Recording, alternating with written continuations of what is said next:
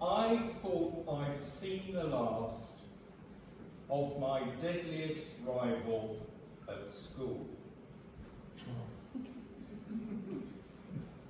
But he's back tonight to haunt me, and I'd like you to welcome, please, a man who has kind of carved out an intriguing little side career for himself by doing monologues. And he regularly recited monologues after formal dinners, and then COVID interrupted everything. But he's back tonight, and I'd like you to give a big welcome, please, to Tim Carter.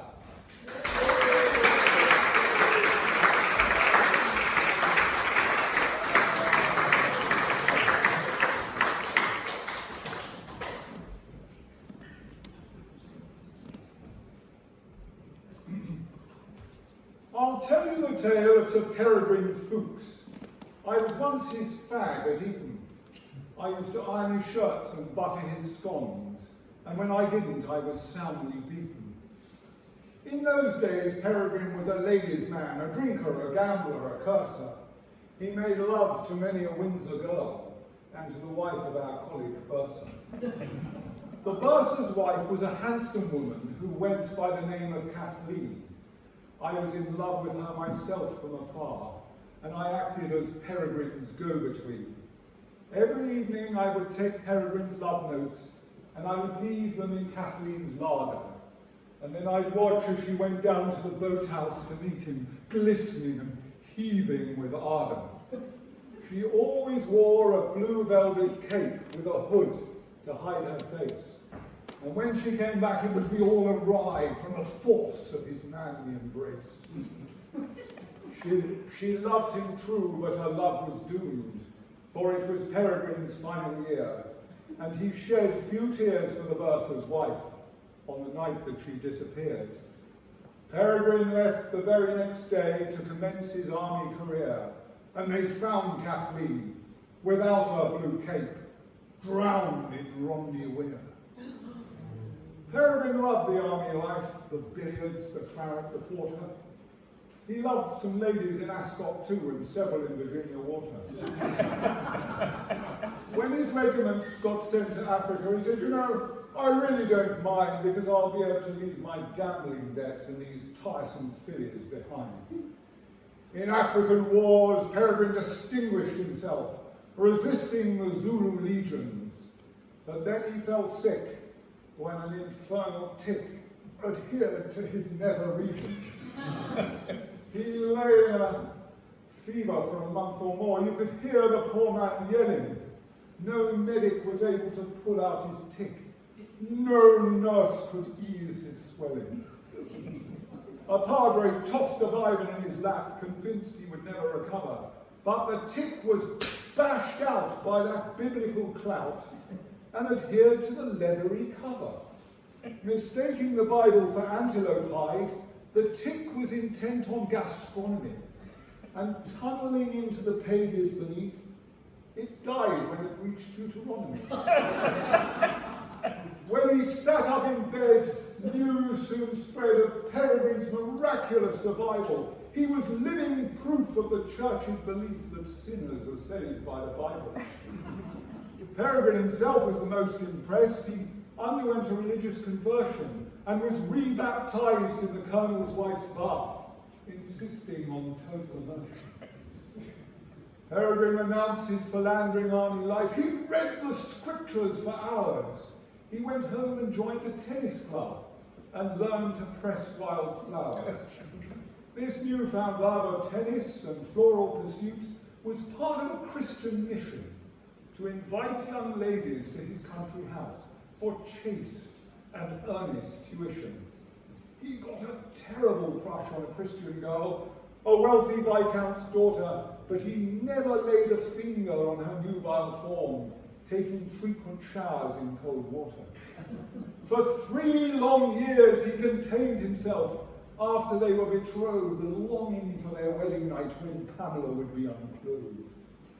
Imagine his disappointment when the bride stepped from the wedding carriage and confessed her belief in chastity, both before and after marriage. Locked in a loveless marriage, deprived of intimate relations, Peregrine became a tennis coach to ease his seething frustrations. He fell madly in love with an ex-roadie girl and told his wife in due course, but she looked him in the eye and gave the steely reply, "I don't believe in divorce." These were testing times for Peregrine and his ardent Christianity. He tried to uphold the biblical code, but he craved some warmth and humanity. They found his wife on the west walled lawn, face down on her artist's pallet, nailed to the ground with a croquet hoop and bashed on the head with a mallet. It was a terrible blow for Peregrine. It must have been done by a thief, so he married the buxom ex-roadie girl, which helped to relieve his grief. There was an Eton Old Boys reunion, and Peregrine went back to the college. He donated a mixed doubles tennis cup, and they wanted to draw on his knowledge.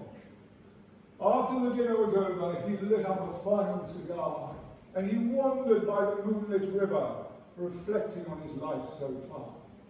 He came to the side of Romney Weir, where the Weir stream leaves the river, and on the walkway above the surging flood, he encountered a shadowy figure.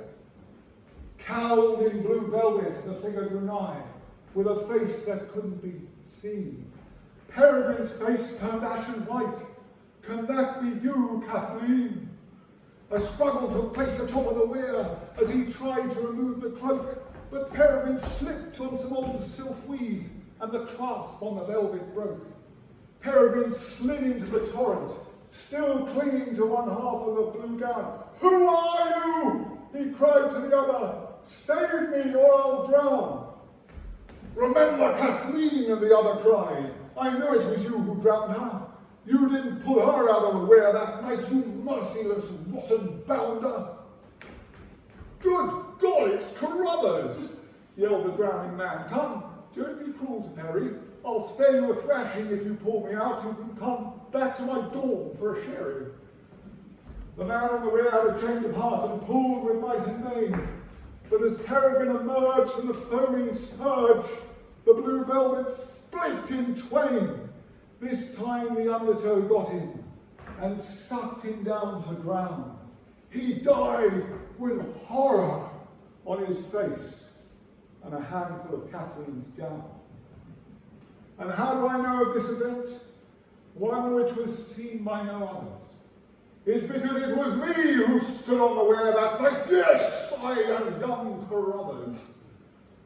I love Kathleen myself, you know, when I was their go-between, and I watched Peregrine drown her when he thought he remained unseen. I kept her blue cloak in a box as a relic of a bygone age, and I went back to the Eton reunion full of vengeful rage. But in the end, I tried to save him for the love of dear Kathleen, for I am only a junior boy, their faithful go-between.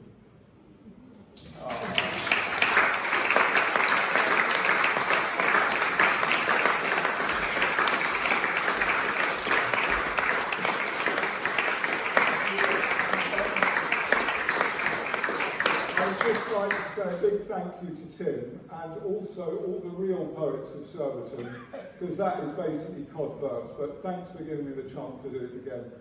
And I would like to dedicate it to my big hero, Amish Saint, our past Commodore, Paul Antrobus, who was a great encourager of the monologues in the early years, and he's one of my heroes. Anyway, thank you all very much.